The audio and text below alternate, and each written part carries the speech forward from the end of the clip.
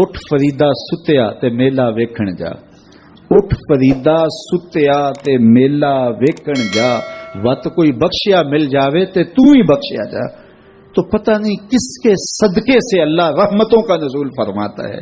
بے عمل کو دیکھ کر کے اس سے نفرت نہیں ہے، نفرت تو گناہ سے ہے، گناہگار سے نہیں ہے، لیکن کوشش کی جائے کہ یہ عمل بد چھوڑ دے۔ اللہ اکبر۔ ایک جنازہ گزرا اور وہ جنازہ کسی غیر مسلم کا تھا، تو چشمان رحمت میں آنسو آ گئے۔ تو صحابہ نے پوچھا کہ حضور یہ یہودی ہے یا عیسائی ہے؟ کوئی اس کا جو مذہب تھا وہ بتایا، تو فرمایا کہ مجھے اس بات پہ افسوس آیا کہ یہ اسلام نہیں لا سکا اور کفر کی حالت میں مر گیا۔ تو اگر یہ اسلام لاتا اور جو ہے وہ جنت کی راہوں کا مسافر ہوتا تو کتنا اچھا۔ یہ اس کے ساتھ بھی ہمدردی ہے۔ تو اللہ کی مخلوق یہ جنت کے اکیلے ٹھیکیدار بننے کی کوشش نہ کریں کہ میرے علاوہ کوئی جائے ہی نہ، جنت کے دروازے پہ میں بیٹھ جاؤں گا کسی کو، یہ زیادتی ہے۔ میرے تو اعلیٰ حضرت نے یہ کہا تھا، ایک میرا ہی رحمت پہ دعویٰ نہیں، شاہ کی ساری امت پہ لاکھوں سلام۔ تو اس لیے امت سازی کی ایک تو کوشش کریے، اپنے اندر باہمی چھوٹے چھوٹے نزاع اختلاف، یہ انسانی فطرت ہے، انسان کے اندر طبائع کے اندر اختلاف ہے، ترجیحات کے اندر جو ہے وہ اختلاف ہے، اپنے اپنے مزاج کے اندر تفاوت ہوتا ہے۔ تو ایسا نہ ہو کہ چھوٹی چھوٹی باتوں سے آپ جو ہے وہ امت کو پھاڑ چیر کے رکھ دیں، نہیں، بلکہ امت کا جو تصور ہے اس کو قائم رہنا چاہیے۔ تو گناہ کے بعد جب انسان کے اندر ندامت کا اظہار ہوتا ہے، وہ جو آنسو ٹپکتے ہیں، بندہ اپنے آپ کو چھوٹا سمجھتا ہے، میں اتنا گناہگار، میں پاپی، میں مجرم، میں میلا اتھرو، جب وہ اپنے آپ کو دیکھتا ہے کہ میں اتنا برا شخص ہوں، تو پھر اللہ کی رحمتیں اس کے اوپر متوجہ ہوتی ہیں۔ تو اس کو پسند ہے کہ جب بندے اس کے حضور عاجزی کرتے ہیں، اس کے حضور معافی مانگتے ہیں، تو مت کسی کو حقیر جاننا کہ یہ گناہگار ہے، نہ جانے اس کا انجام کیا ہو۔ کتنے گناہگار ان کا آخر اچھا ہو جاتا ہے، کتنے نیکوکار ان کا آخر اچھا نہیں ہوتا۔ انما الاعمال بالخواتیم، وہ تھی تو فاحشہ عورت، لیکن ایک کام کیا کہ ایک کتے کو پانی پلا دیا، اپنے دوپٹے سے جوتا باندھ کر کنویں میں لٹکایا اور اس کو پانی پلا دیا۔ حدیث پاک میں آتا ہے اللہ اس کے صدقے سے اس کی خطائیں معاف فرما دی۔ اور ایک نے بلی کو مار دیا خاتون کو، وہ جہنم کی آگ میں جلنے لگی۔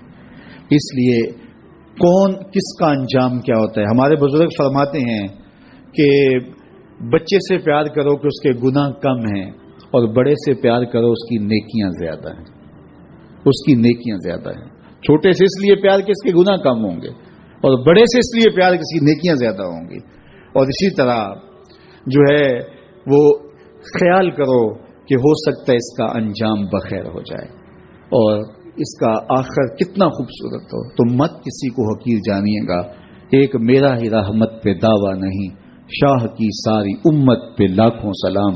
تو حضور کی امت سے پیار کرو، مخلوق خدا کو جوڑنے کی کوشش کرو۔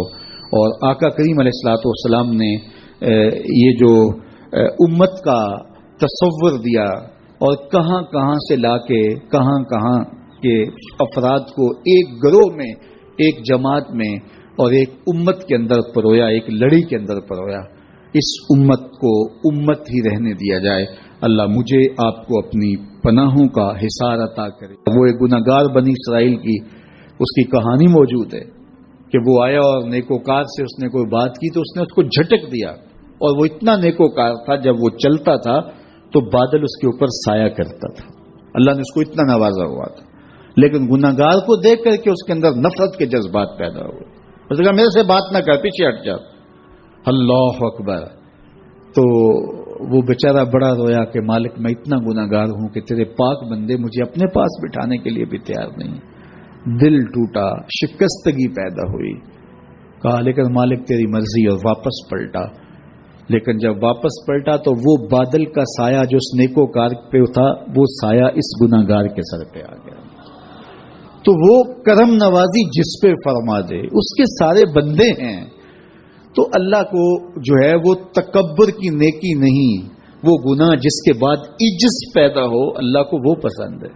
وہ گناہ جس کے بعد توبہ کے جذبات ابھرے ہیں، بندے کو شرمندگی کا احساس ہو، تو مت ایسے بنے کہ 4 نمازیں پڑھ لیں تو سب بے نمازیوں کو حقیر جاننے لگ جائیں، تھوڑا سا کام کر لیں، صدقہ و خیرات کر لیں تو باقی مالداروں کو حقیر جانے لگے۔ آپ کو دین کے کام کی توفیق مل گئی ہے تو آپ دین کے ٹھیکیدار بن کے بیٹھ جائیں کہ میں اتنا بڑا جلسہ کروایا، اب میرے علاوہ تو کوئی یہاں مسلمان نہیں رہتا، میں ہی سب سے بڑا عاشق رسول ہوں، میں ہی سب سے بڑا مسلمان ہوں۔ نہ، ایسا نہ کیجئے۔ اللہ نے آپ کو توفیق دی، آپ نے لوگوں کو دعوت دی، پتہ نہیں کس آنے والے پہ کتنا کرم ہوا ہے۔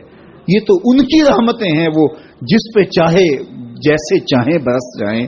ہم کو ٹھیکیدار تھوڑے ہیں، ہم تو نوکری کرنے والے ہیں، ہم تو جوتے اٹھانے والے ہیں۔ ہو سکتا ہے کس کے صدقے میرے والد گرامی مجھے یاد آتے ہیں، وہ مجھے فرمایا کرتے تھے جب گفتگو کے لیے نکلنے لگے اور لوگوں کا ہجوم ہونے لگا، تو وہ مربی تھے بڑے، اور بڑی حکمت کے ساتھ جو ہے وہ کوئی نہ کوئی بات سمجھاتے رہتے تھے۔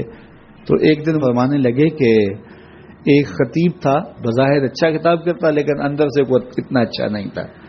تو جب وہ فوت ہو گیا تو وہ بخشا گیا، تو اس نے اللہ سے کہا کہ میرے مالک، میرا تو کوئی عمل ہی نہیں ہے کہ میری بخشش ہوگی اور میری مغفرت ہو گئی۔